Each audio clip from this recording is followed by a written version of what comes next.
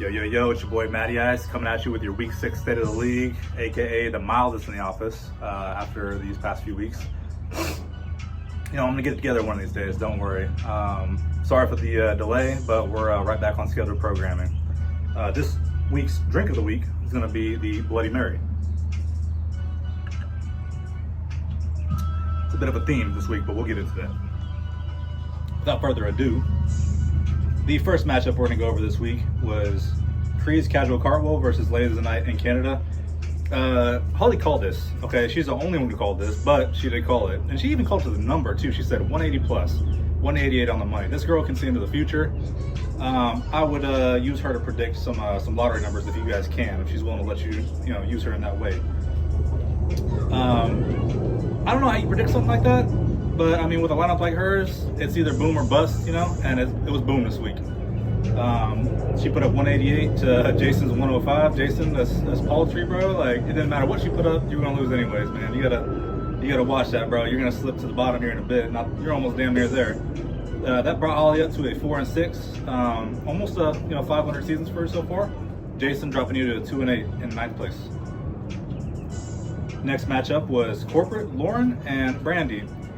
Now, this matchup was a little lower scoring than I had anticipated it to be. I'm going to be 100% honest with both of you, honestly. Lauren, honestly, your skills players, man, they couldn't just pull it out. You had some decent running backs with, Cam Scattaboo and whatnot, but your tight end didn't do a whole lot. Jameson Williams did nothing. But again, that's to be expected after all the firepower they had. They're going to spread that ball around, so that's kind of difficult.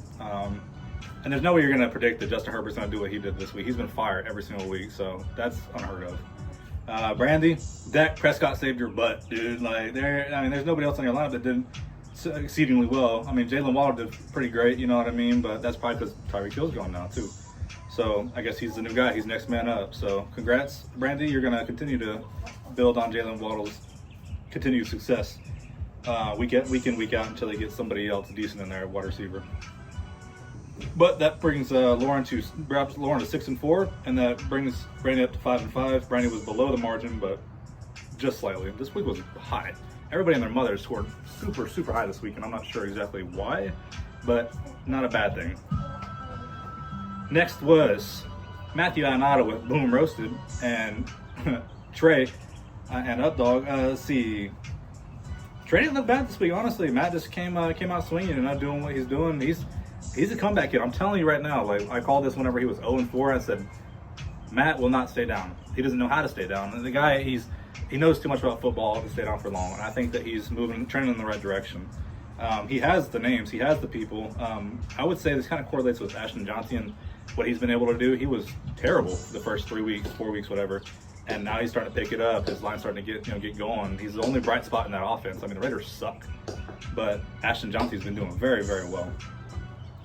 Trey, I mean, you had a pretty well spread out team too. Everybody pretty much performed the way as should be. Woody Marks, horrible, dude. We already talked about that in our text. Thanks for the trade this week, by the way. It didn't make a crazy big difference, but it put me a little more at ease, and it stressed out, the Juggernaut a little more than it should have. So thank you for that. I'm glad to see that old T-Paul could put up some numbers too. He exceeded his expectations as well. So much better than who you would have put in. So let's be happy about that one. But yeah, that drops Trey down to a 1 and 9. Sorry, number 10, bro. Again, you're another one of those guys I'm betting on, man. Don't prove me wrong. Next, we have Leah, 5 and 5, who was so sure she was going to win this week, talking all kinds of trash to Rachel, with some earned. Rachel hasn't been doing too well this year, with the lowest points for out of the entire league. But hey, she pulled it out this week, even despite Trevor Lawrence's best efforts. Amar and Hampton just couldn't get it together that day, so that's really what it boiled down to for that. He had his injury. I think that if he had stayed in, you'd have been all right. Honestly, you'd have been all right. But with that playing from behind like that, it's difficult playing with some injured players. If anybody understands, it's me. That's difficult. It's not easy. But you still finished strong at 139. It's still below the median, but it is what it is. You know what I mean? You did what you could.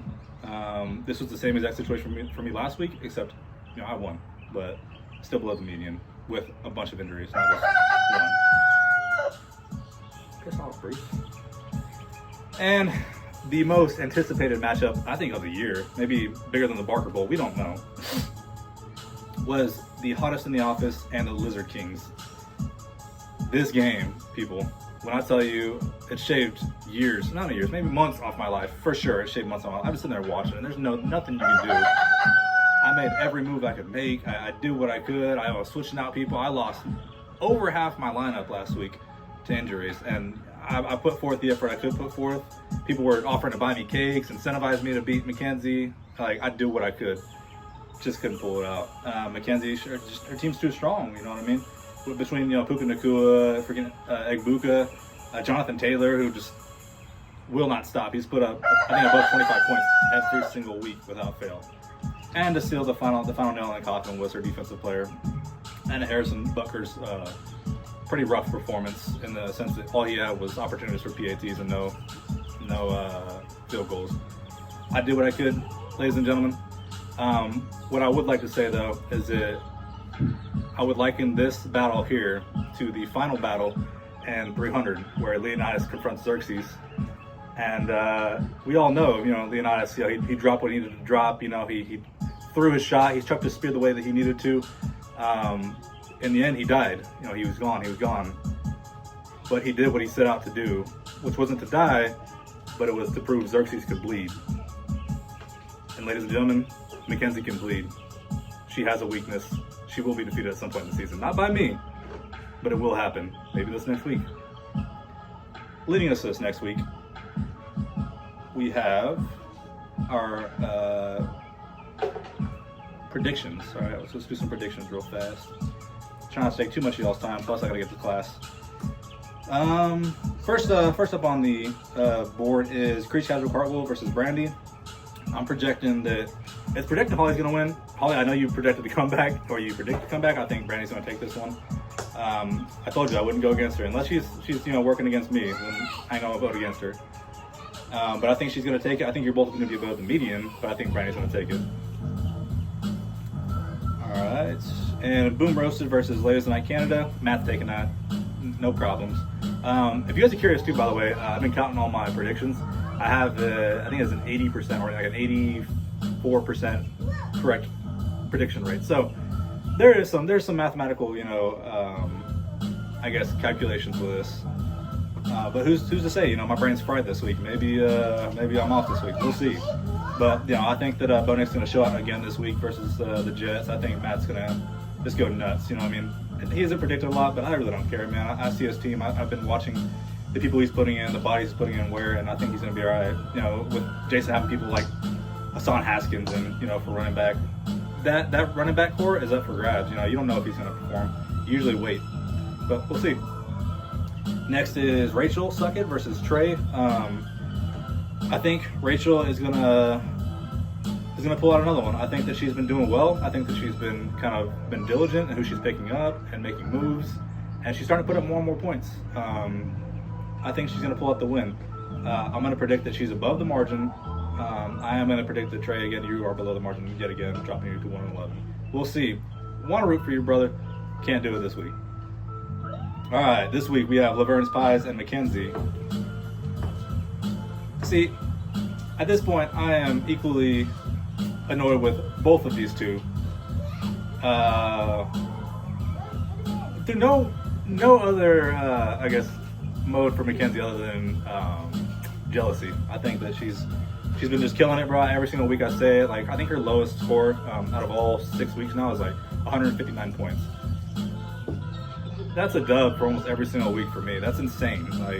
How can somebody keep up that sort of firepower for that many weeks? I don't know, but she's been doing it so far. I'm gonna predict. She's gonna win again. It's gonna happen again. I want Leah to win, just to prove that Mackenzie can lose, because I'm curious to see if she actually even can. I don't think the script supports it, but I want Leah to win. That might be the first time and only time I say this year, but I think Mackenzie's gonna take it. I think they're both gonna be above the median. Both solid players, both solid teams, but I think that Mackenzie's gonna pull that one out.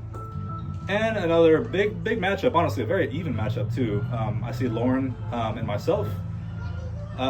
With this matchup, she's been on kind of a cold streak lately. I think this is quite a toss-up. I think this will be our game of the week like it was last week between myself and Mackenzie. It's too early to kind of call this one, to me personally, for my team. So I'm gonna go with a safe bet and say Lauren's probably gonna pull this win out, just because I have some IRs on my list. I have some people like Lamar Jackson that you don't know what he's gonna do. You don't know what he's gonna pull out. I don't think that he's even gonna come back this week. So if I have to play Matthew Stafford again, it would be great last week. I don't see myself actually pulling this win out based off the hopes and dreams, you know. So I think she's gonna pull this one out. But that about wraps up all of our predictions. Again, let me make this clear. You don't have to win to get on the State of the League. All right. If you want to be on the State of the League, I'll approach you too, to see if I want you on. I wanted Leon this week, but she never reached out after that. I think she was a little kind of bent out about losing to the lowest scoring player in the league. She may have been excited. She wasn't as disappointed as me. I promise you that. So next time you got to suck it up. You got to hit me up. You got to get in here. You got to, plead your case on the State of the League. But love you guys. Hope you guys have a great week. Wish me luck. Give me some prayers for my class that I'm going through. And I'll see you next week.